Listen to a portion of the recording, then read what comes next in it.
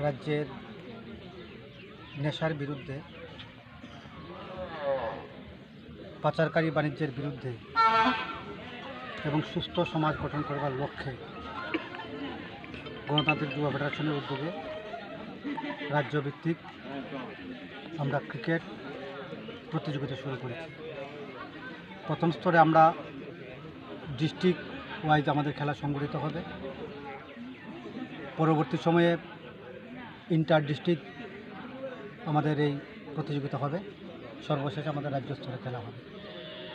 Khowai district কমিটির উদ্যোগে আজকে আমাদের তেলিয়ামুড়া বিভাগ এবং খোয়াই বিভাগের আমার প্রিয় যুব সাথীরা, যুব বন্ধুরা সুস্থ সমাজ গঠন করার লক্ষ্যে আগামী প্রজন্ম বাঁচানোর স্বার্থে আমাদের এই ক্রীড়া প্রতিযোগিতা আমরা শুরু করতে চাই। আমাদের আশা ও বিশ্বাস সুস্থ সমাজ গঠনের জন্য ক্রীড়ার মধ্য দিয়ে, সংস্কৃতির চর্চার মধ্য দিয়ে আগামী দিন ছাত্র যুবরা দেশ ও দেশের যারা ভবিষ্যৎ গড়বে তারা আগামী দিন আমাদের এই সুস্থ সমাজ গঠন করার ক্ষেত্রে উল্লেখযোগ্য ভূমিকা পালন করবে বলে আমরা স্থির বিশ্বাস করি।